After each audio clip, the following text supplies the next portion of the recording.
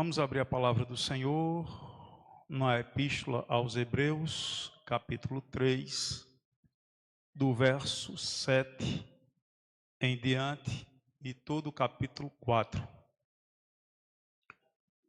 Hebreus 3, a partir do versículo 7.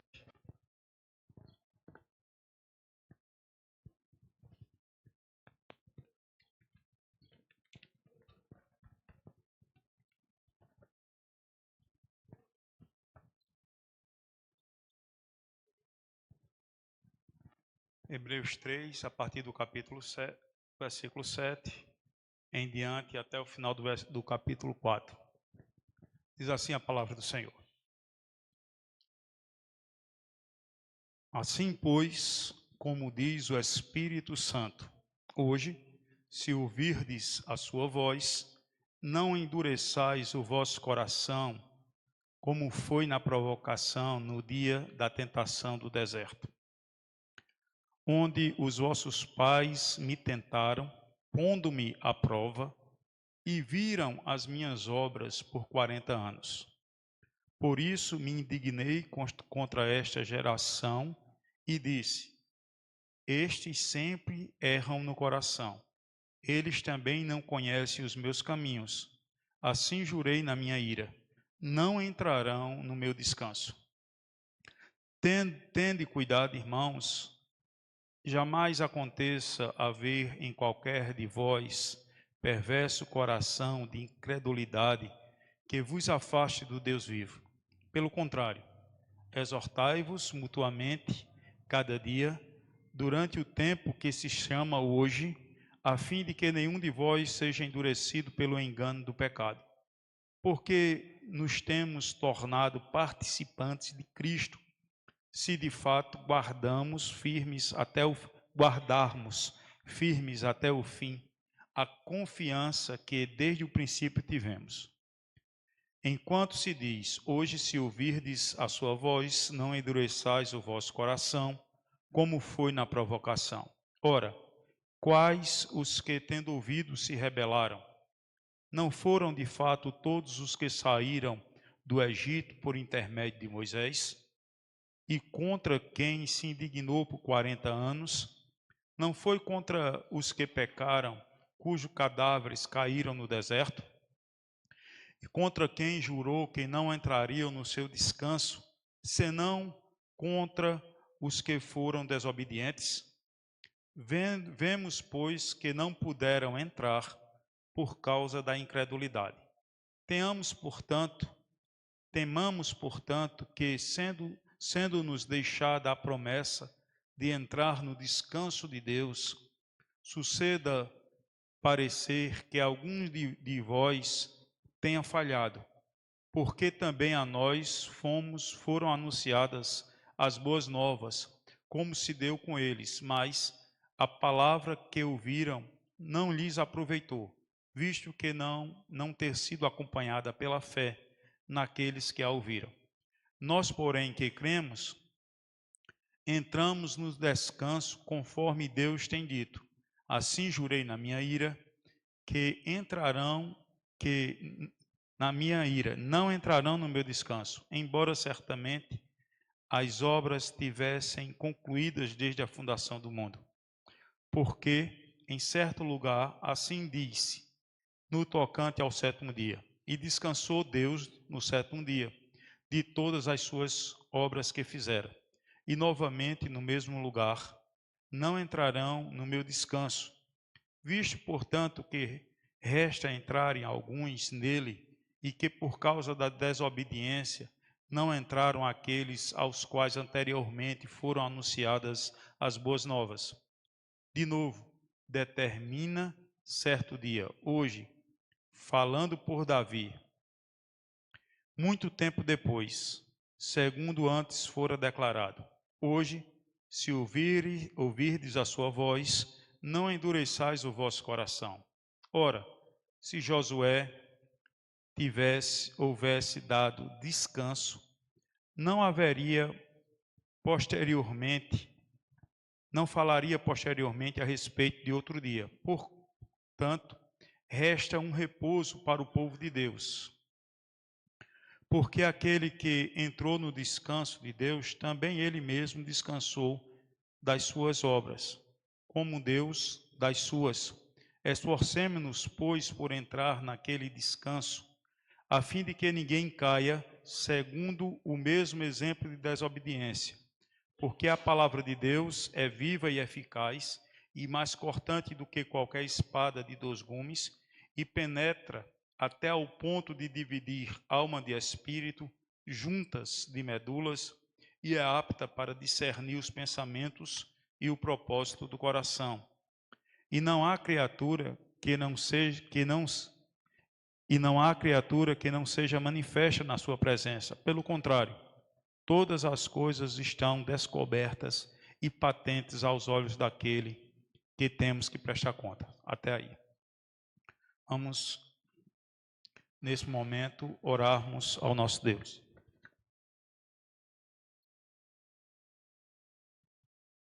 Oremos. Senhor Deus, Pai de misericórdia, infinita bondade, te louvamos, ó Senhor, porque o Senhor é Deus grande, Deus poderoso, Deus que se compadece do contrito, daquele que se quebranta diante dos teus pés.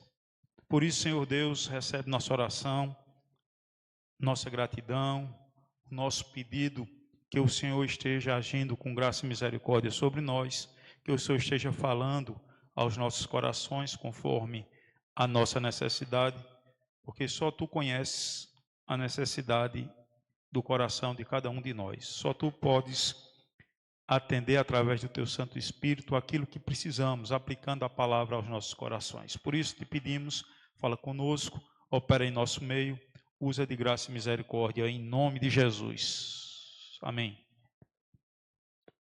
Meus irmãos,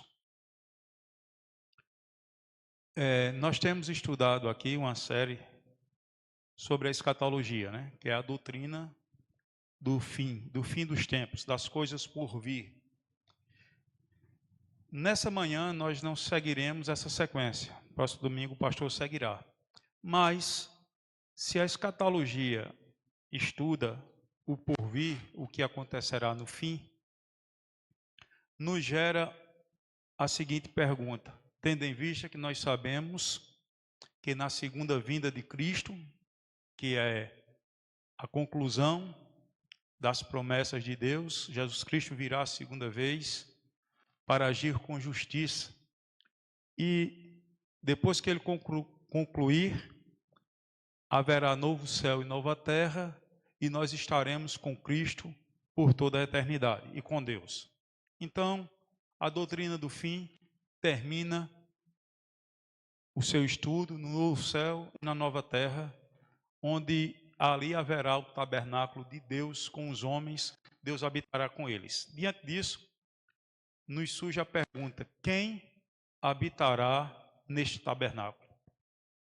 Existem muitos textos que mostram quem habitará no novo céu e na nova terra. Existem muitos e muitos textos na Bíblia. Inclusive, no próprio Apocalipse 21, vai dizer quem vai habitar no novo céu e na nova terra. E dentre esses muitos textos que existem na Bíblia, que falam quais são as pessoas que irão habitar lá, nós iremos meditar em um nesta manhã, que se encontra nesse texto que lemos de Hebreus, capítulo 3, a partir do versículo 7, e por todo o capítulo 4. Então, aqui nós temos uma indicação de quem habitará, um exemplo de quem habitará na Nova Jerusalém. Todos nós caminhamos até nos encontrarmos com Deus na Nova Jerusalém.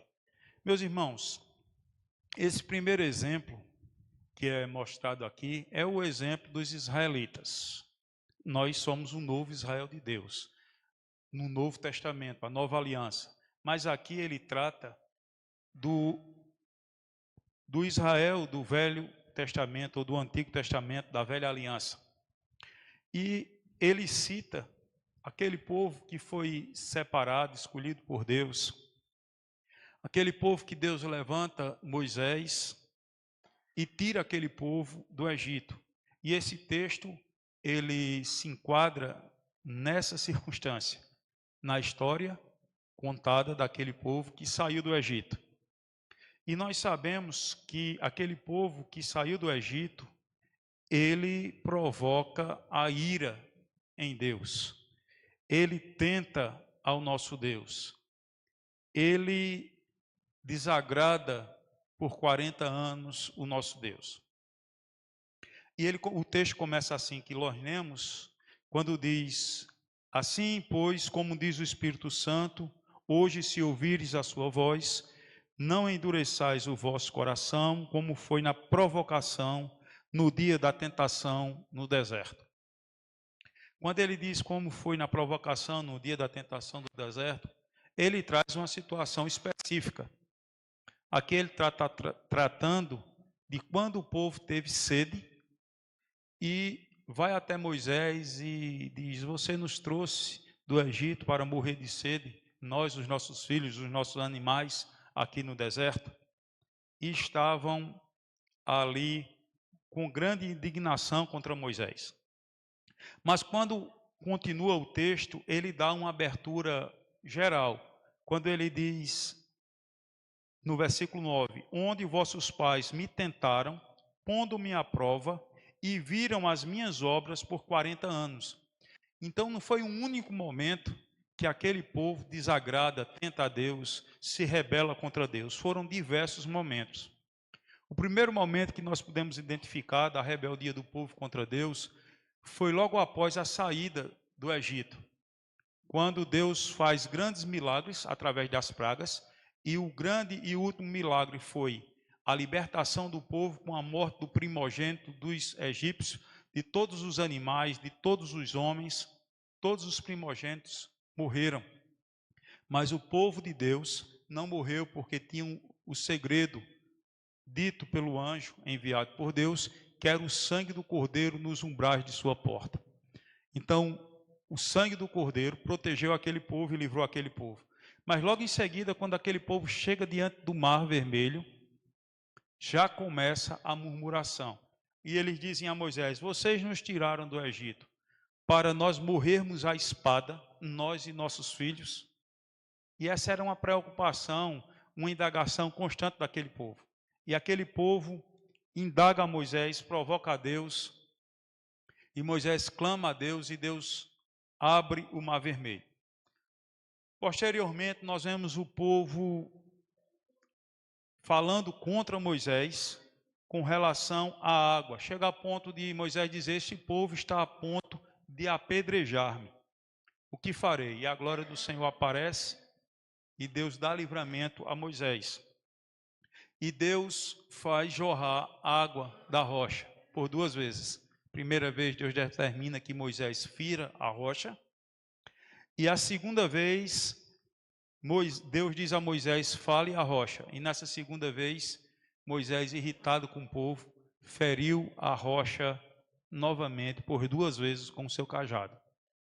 E Deus faz, pela sua misericórdia, brotar água da rocha, sacia o povo, mas pune Moisés com a não entrada física na Canaã terrestre, na Canaã, na terra prometida de Deus, material, que era o estado de Israel, que Moisés estava levando o povo. Mas também o povo murmura contra Deus quando não tinha comida. Deus manda o manjar. Algum tempo depois, o povo diz a Moisés: nossa alma está farta deste pão vil. Olha a palavra que o povo usa, com o maná que cai do céu. Nossa alma está farta deste pão vil. E Moisés roga a Deus, clama por misericórdia a Deus. Deus tem vontade de destruir aquele povo. E mesmo assim faz vir chover carne do céu através de codornizes. E alimenta aquele povo com pão e carne.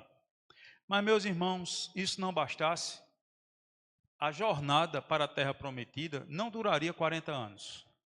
Duraria entre 30 e 40 dias, do Egito até a terra prometida. E o povo chega lá por volta desse período, entre 30 e 40 dias, a entrada.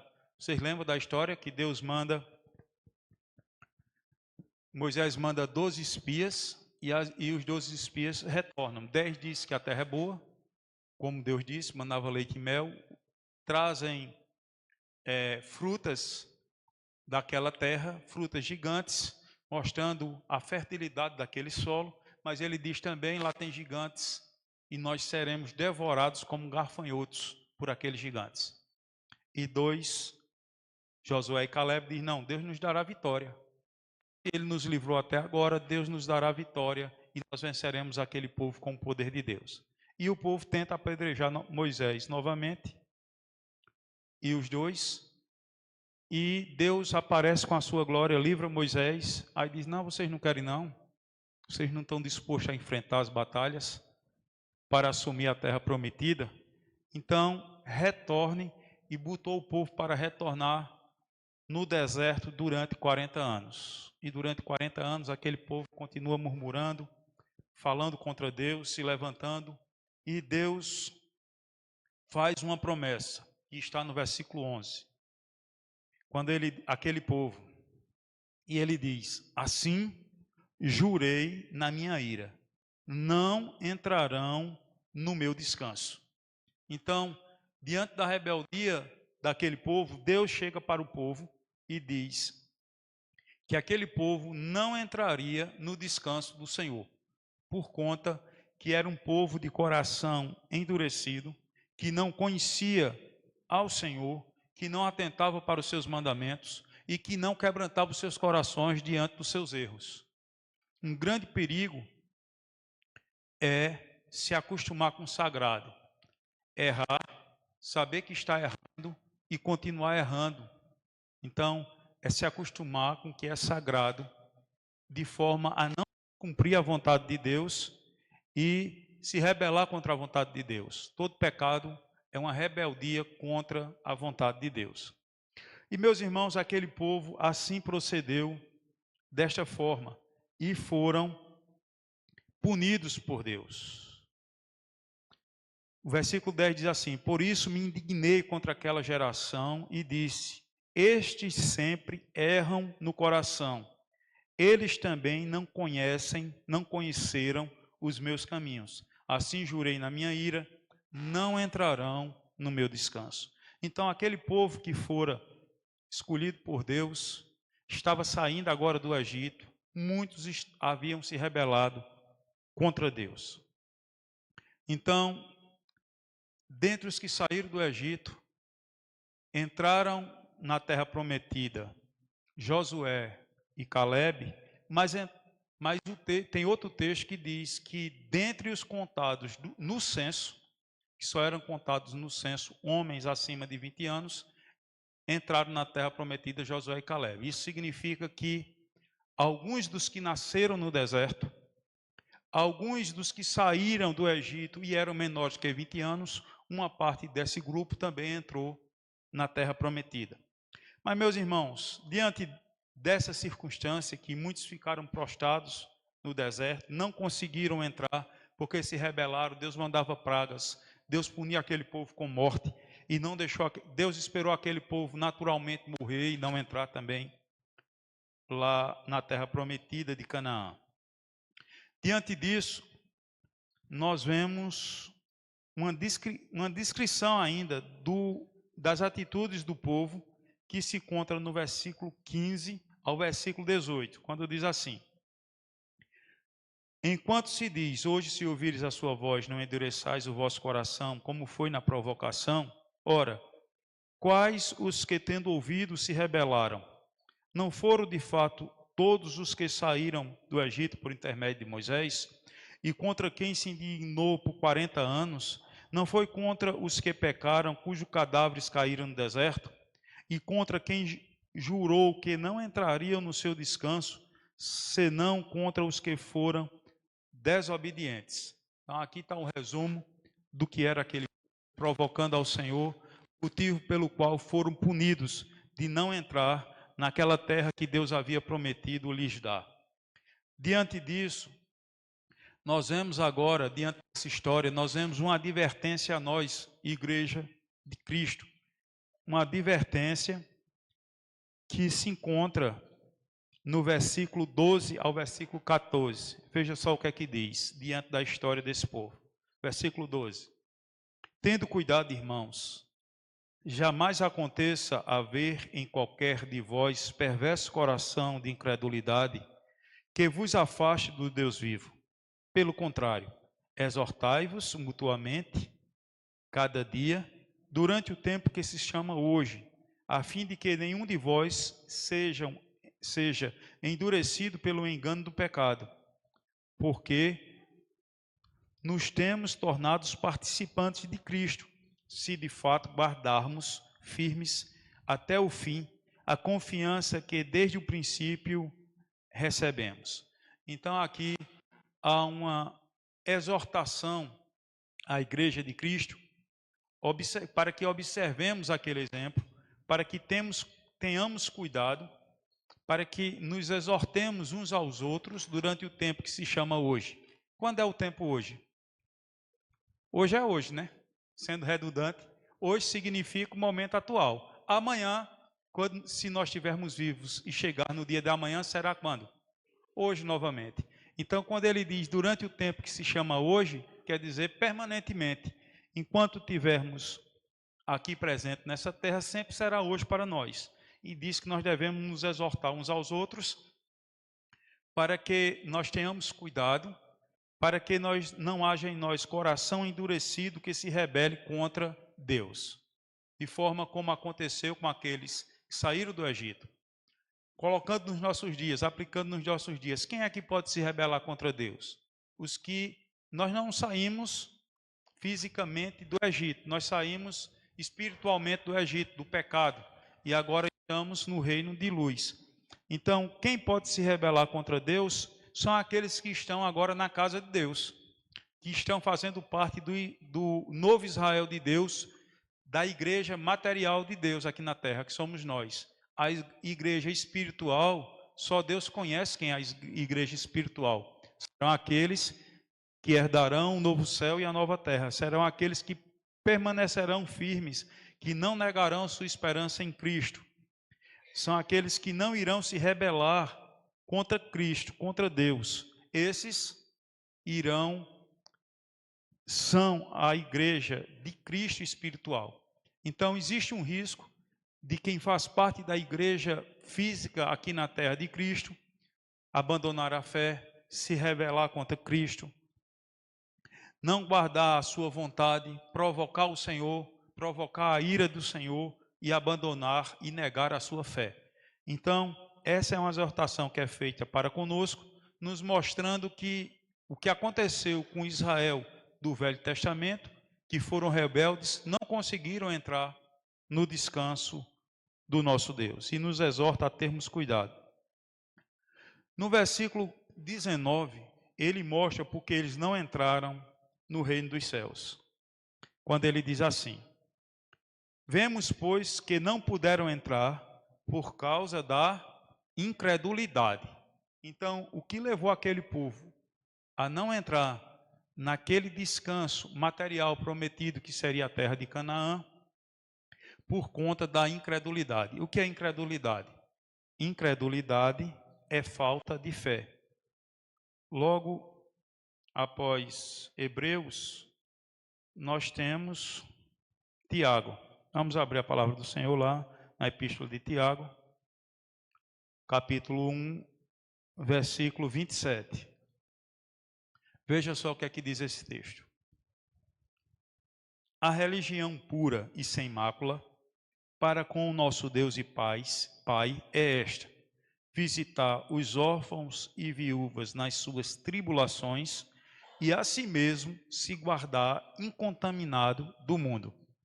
Então aqui tem duas vertentes. Qual é a religião certa? É a religião que pratica as obras de amor que Jesus manda na sua palavra, tem misericórdia daqueles que padecem. Daí vai desde a assistência social com o anúncio do evangelho, porque quem está padecendo nas trevas, sem o conhecimento, está sendo condenado eternamente. Então, é uma atitude de ação para aqueles que sofrem, que padecem a igreja que evangeliza, a igreja que faz ação social, que se compadece dos órfãos e viúvas, daqueles necessitados. Mas ele diz, e a si mesmo se guarda contaminado do mundo. Se nós pegarmos essa primeira parte, tem religião aí, seita, que o foco dela é fazer obras sociais. Mas ela não atende à segunda parte, que é a si mesmo guardar-se incontaminado do mundo.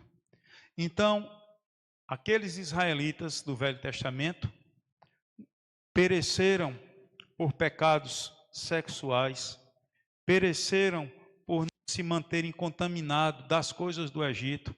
Certa vez, aquele povo reclamando do pão, como eu citei, ele disse, nossa alma sente deleite, prazer, lembrança das bolotas do Egito, dos pepinos e das cebolas do Egito, da comida do Egito. Então, o que pode acontecer é que alguns, com fome das comidas que o mundo oferecia anteriormente, retornem para o mundo. E nós temos que ter cuidado.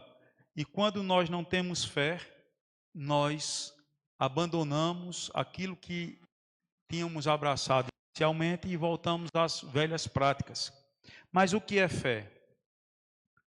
Estava assistindo um debate e um padre dizendo que a fé sem obras é morta. Tiago, é bem verdade. Tiago capítulo 1, versículo 14, Tiago 2,14 diz assim, capítulo 2, versículo 14. Meus irmãos, qual proveito se alguém disser que tem fé, mas não tiver obras? Pode acaso semelhante fé salvá-lo? E o padre citando Tiago, dizendo que precisava de boas obras aos cristãos, e colocando como algo que poderia levar à salvação, que era um complemento para a salvação. Mas, na verdade, as boas obras que aquele padre falava eram apenas obras de caridade. Mas quais são as obras que Tiago está falando? Tanto abrange obras de caridade, como abrange as obras de fé, obras muito mais profundas. Por que mais profundas? Porque caridade, quem não serve a Deus pode fazer. Caridade, até os espíritas, que são contra a palavra de Deus, reprova as suas práticas religiosas, eles fazem caridades. As caridades são feitas por espíritas, mas aquilo que eles creem que os motivam a fazer caridade não tem base bíblica, é reprovada na Bíblia. As suas práticas espirituais também são reprovadas na Bíblia. Mas o que ocorre? Quando nós vemos o versículo 17, diz assim, assim também a fé, se não tiver obras, por si mesmo é morta. Agora vamos analisar o que é que Tiago está falando, na continuação do texto.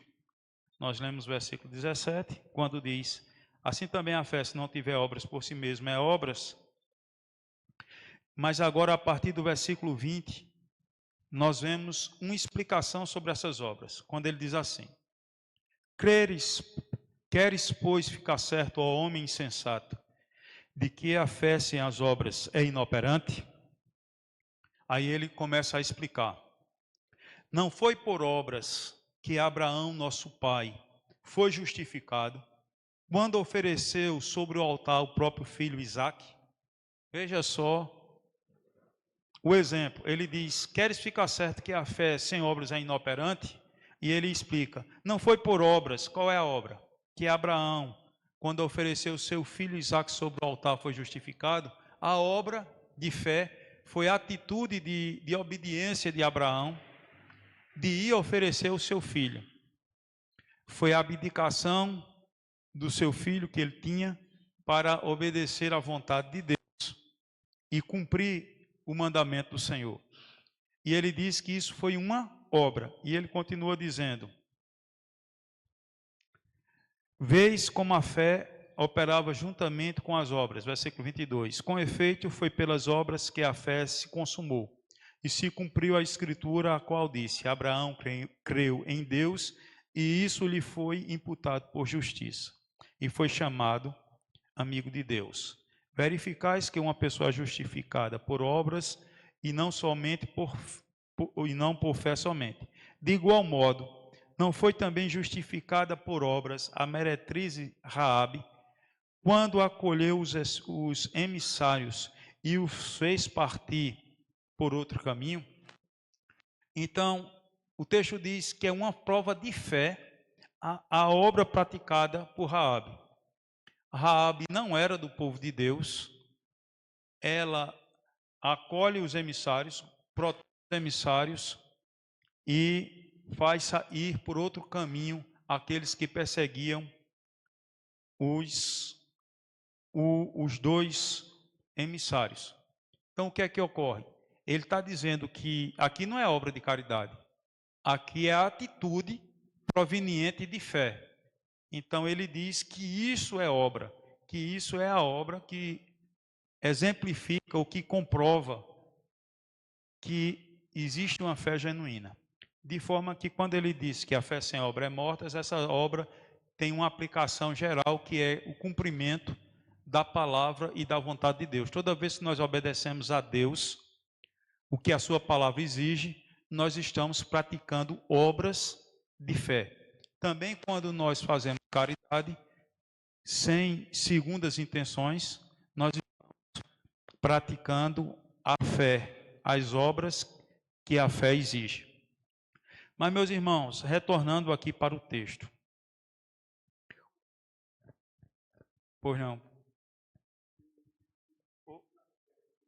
Dá o microfone ali aí. Peraí, deixa eu pegar o microfone.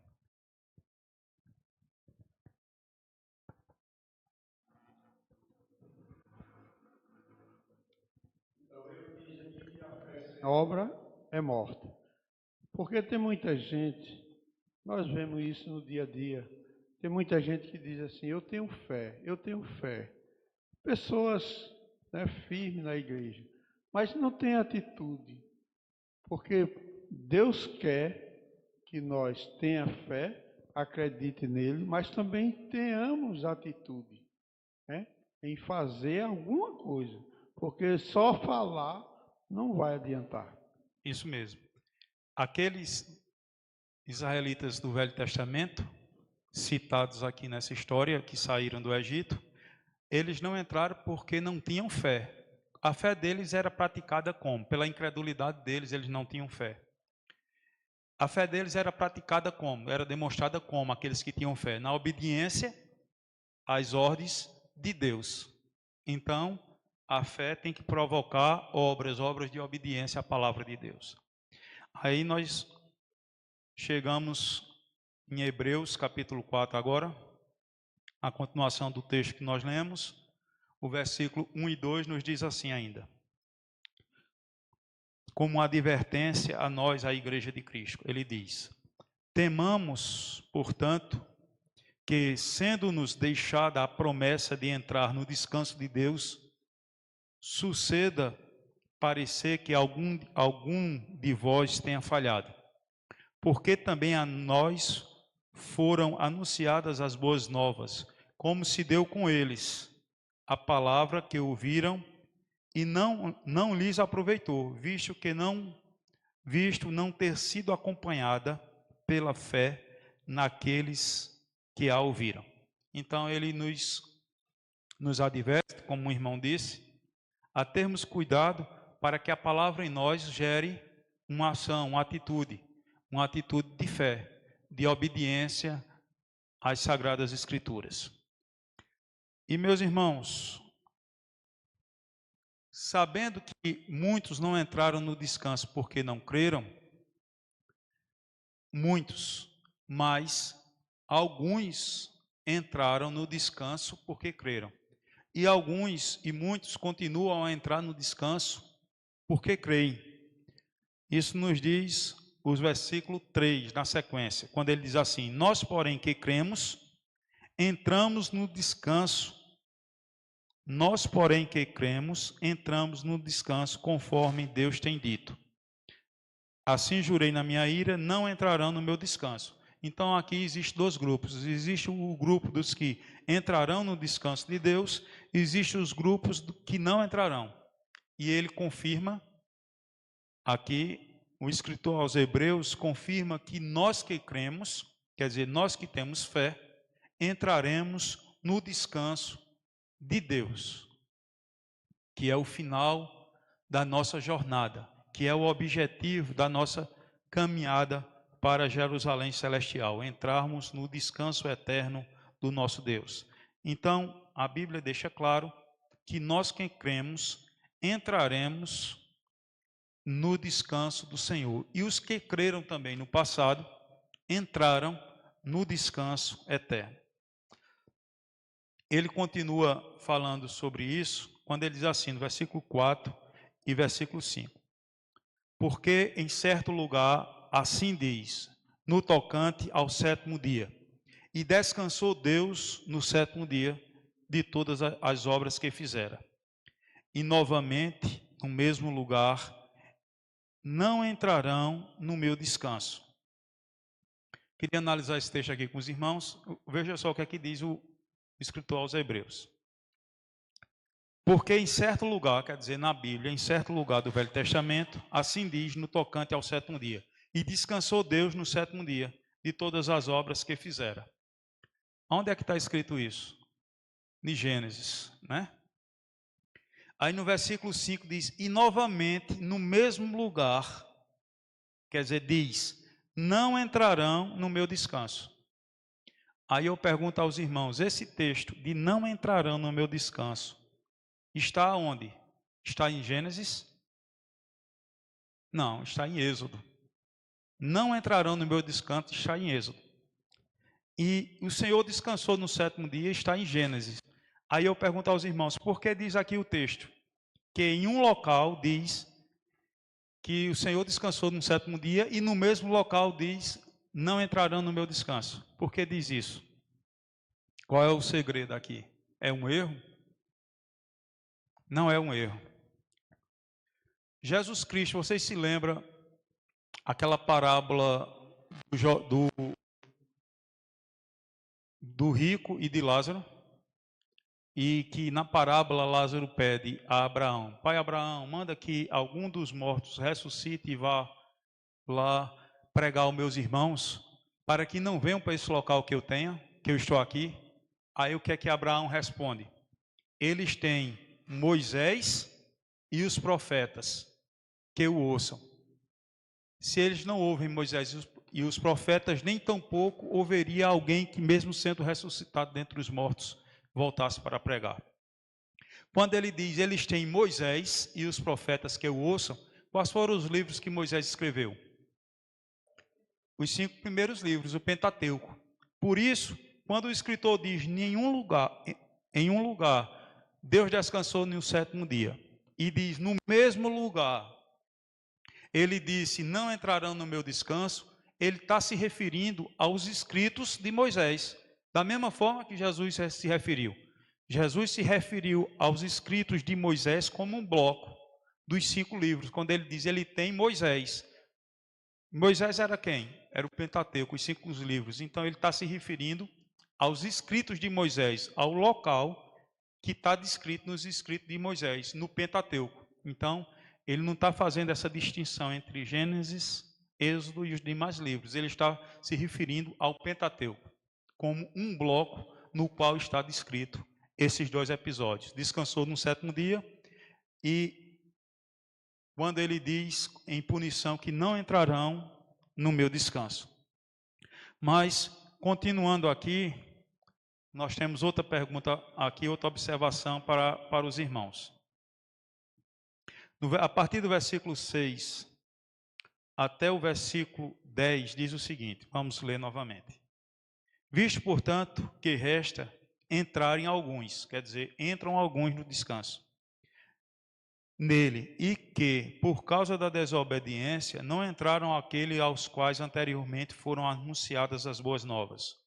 De novo, determina certo dia, hoje falando por Davi, muito tempo depois, segundo antes fora declarado, hoje se ouvirdes a sua voz, não endureçais o vosso coração. Ora, se Josué lhe houvesse dado descanso, não falaria posteriormente a respeito de outro dia. Vamos parar por aqui. Ora, se Josué lhe houvesse dado descanso, não falaria posteriormente a respeito de outro dia. Quer dizer, ele está falando, não entrarão no meu descanso, certo? No Velho Testamento, o descanso seria a terra de Canaã, a terra prometida por Deus, o descanso material. Mas mesmo no Velho Testamento, ele cita que Davi disse: hoje, se ouvirdes a sua voz, não endureçais o vosso coração. Quer dizer, e ele diz: se Josué lhe tivesse dado descanso, não falaria a respeito desse descanso em outro dia. O que isso significa?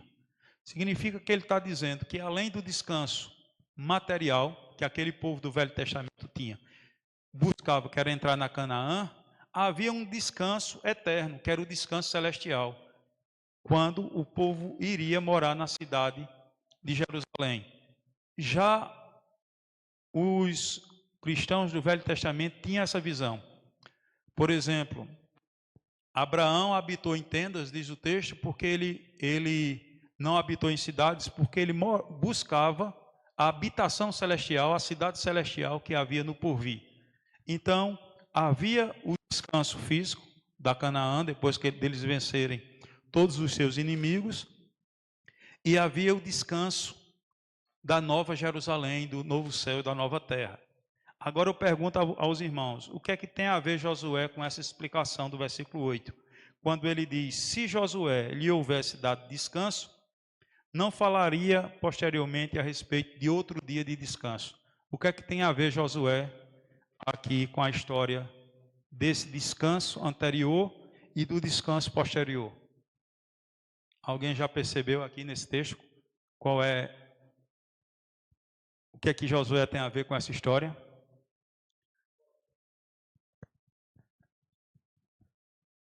Você vê que aqui, quando ele diz assim, que aquele povo não entraram na Nova Canaã por desobediência.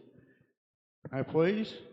E ele falou também aqui que hoje que nós não endurecemos nosso coração. Então, hoje nós temos a palavra de Deus que nos fortalece, que abre a nossa mente e o nosso coração. E ele pede que nós hoje sejamos obedientes.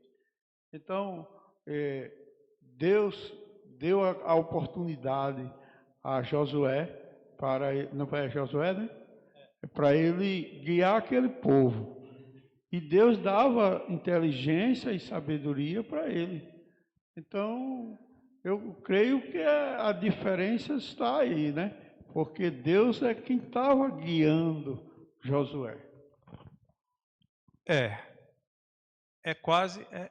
Respondeu, mas faltou um pouco, só uns detalhes, mas é nessa linhagem. Veja só. Quando Deus chegou para Moisés e disse que ele não entraria em Canaã porque feriu a rocha 2 vezes, e Paulo explica sobre isso, diz que a rocha era Cristo, que não poderia ser ferido 2 vezes, e ele manda Moisés subir ao monte e contemplar a terra, mas não entraria na terra física. Isso não quer dizer que Moisés não foi para o céu. Ele não entrou no primeiro descanso, que era a terra prometida, certo? De Canaã. Aí quem foi que sucedeu a Moisés? Foi Josué. E foi Josué que levou aquele povo, que era um dos 12 espias, um dos 2, que era Josué e Caleb, que disse que Deus daria vitória. Então foi Josué que fez aquele povo entrar na terra prometida, que depois de vencer os seus inimigos, Deus daria descanso ao seu povo.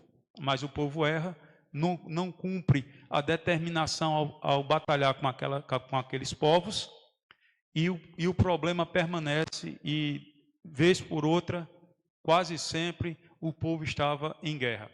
Mas, meus irmãos, quando ele diz Josué, porque Josué concluiu a missão de Moisés de fazer o povo herdar a terra prometida. Aí ele diz, se Josué tivesse dado descanso àquele povo, se o descanso fosse apenas aquele, não falaria em outro local. Davi não falaria em outro local de outro descanso. Então, havia a terra prometida de Canaã, mas havia a Jerusalém celestial, a Canaã celestial, que é para a qual nós estamos indo. E esse é o objetivo de toda a igreja de Cristo, alcançarmos a Canaã celestial. Então, por isso ele fala de Josué e fala do novo descanso que é em Jerusalém, na Jerusalém eterna. Mas, meus irmãos, continuando para o final e para finalizarmos agora. Esforcemo-nos para entrar no descanso eterno. Aquele povo batalhou para entrar no descanso material. Entraram, passaram o Jordão a pé enxuto, entraram na terra e começaram a batalhar e tomar aquelas cidades.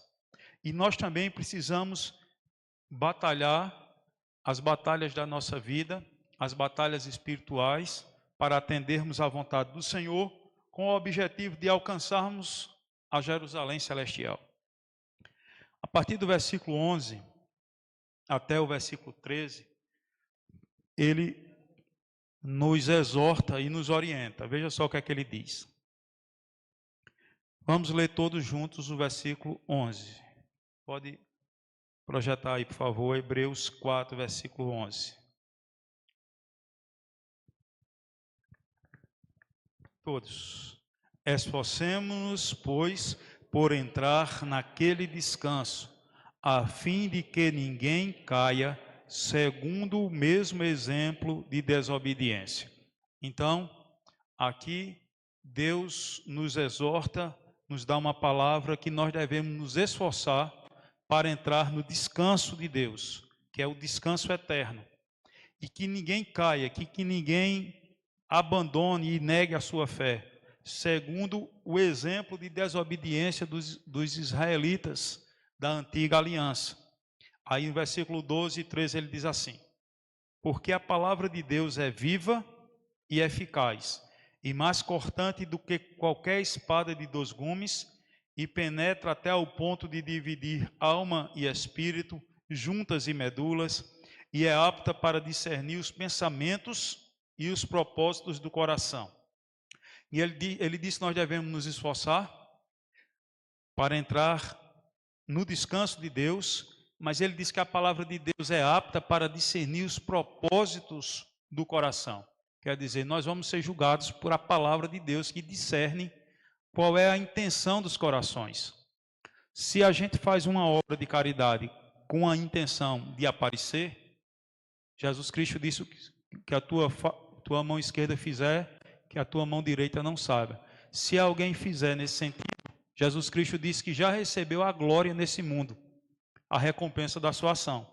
Então, quando nós fazemos as nossas atitudes eu não estou falando especificamente agora de caridade, mas quando nós tomamos as atitudes corretas, baseadas na palavra de Deus, para a glória de Deus, a palavra de Deus é apta para discernir qual é o propósito das nossas ações, o que é que está por trás das nossas ações.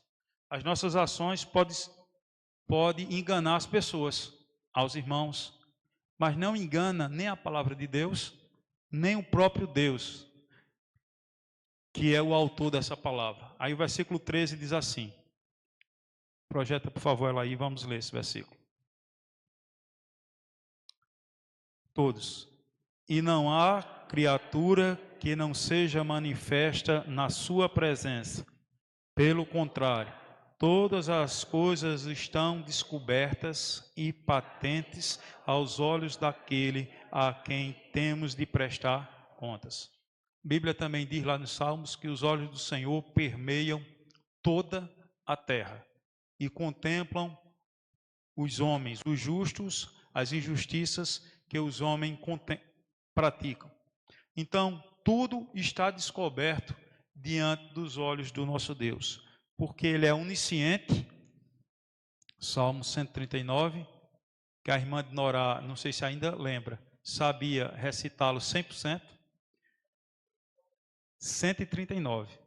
E uma vez ela botou aqui para a mocidade, eu achei para a igreja, decorar o salmo. Eu decorei a parte inicial, mas o salmo todo eu não decorei. E a irmã recitava o salmo todinho. Não sei se ela ainda consegue lembrar pela idade. Aí, veja só, mas nesse salmo 139 diz que Deus é onisciente, sabe todas as coisas que acontecem. E diz que Deus é onipresente.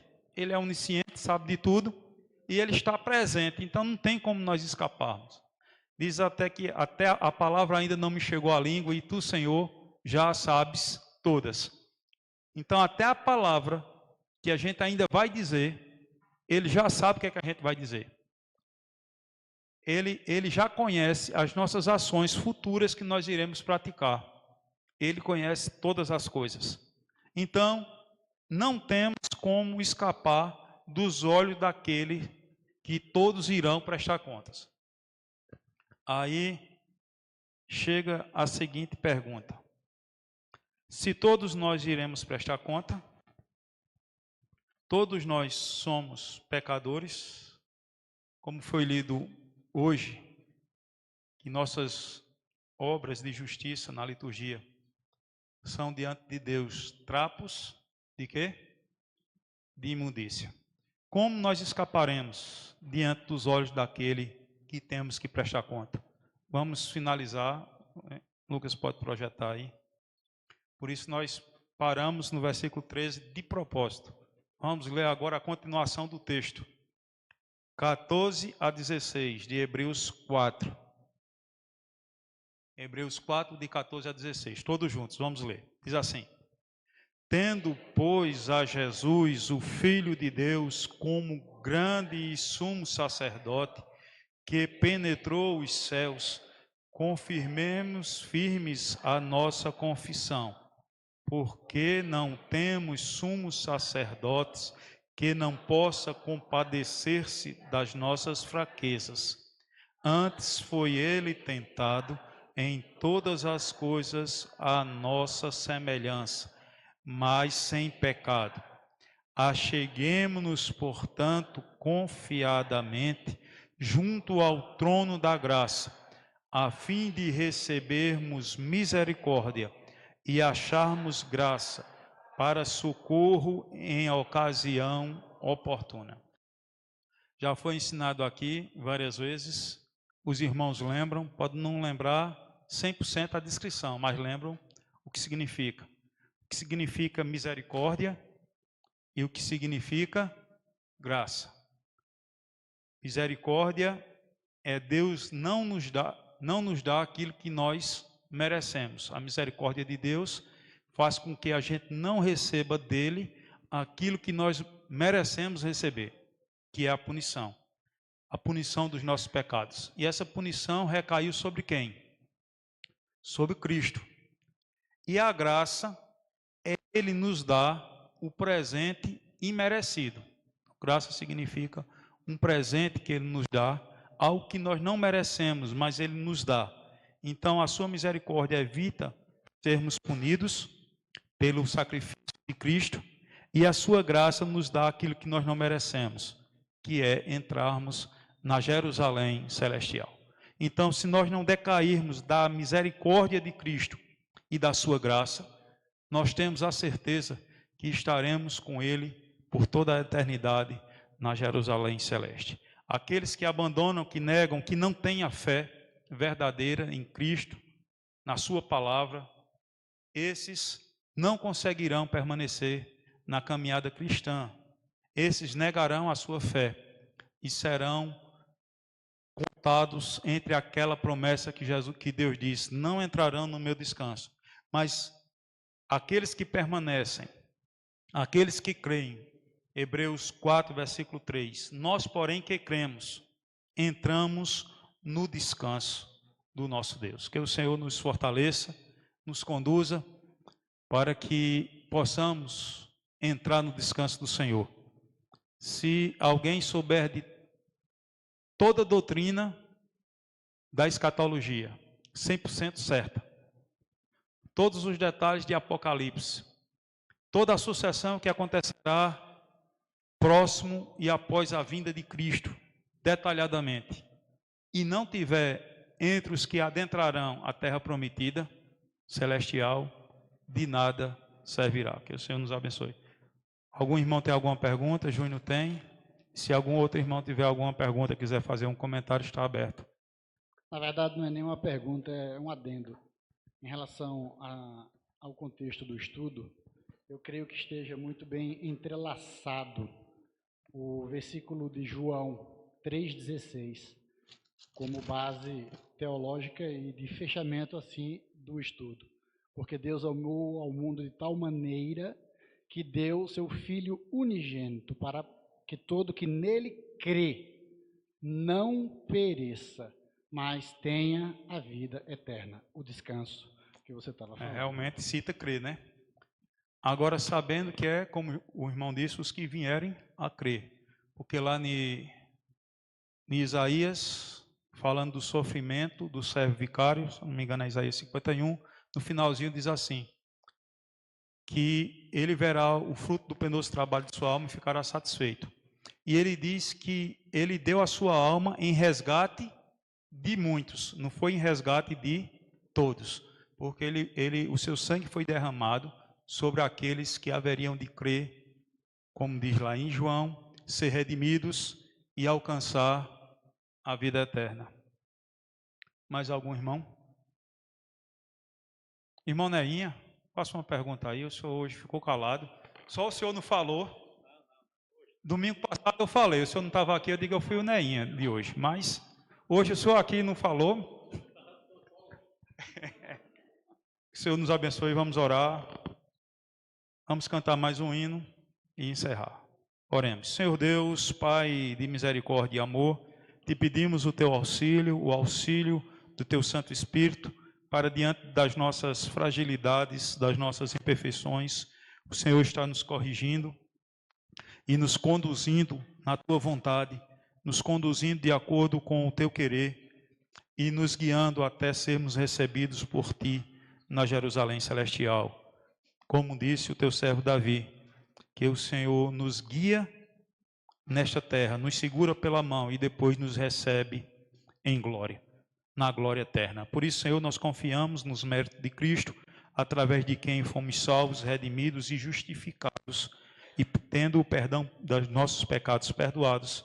Assim, Senhor, nós te louvamos e te agradecemos por essa remissão que nos garante estarmos contigo na Jerusalém eterna, para onde é o objetivo da nossa alma. Por isso, Senhor, ser conosco, fortalece os nossos passos na tua palavra, abre os olhos do nosso entendimento para entendermos a tua vontade sobre nós e praticarmos aquilo que o Senhor deseja.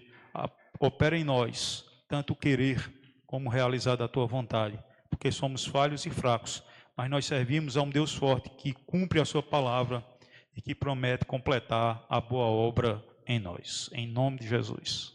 Amém.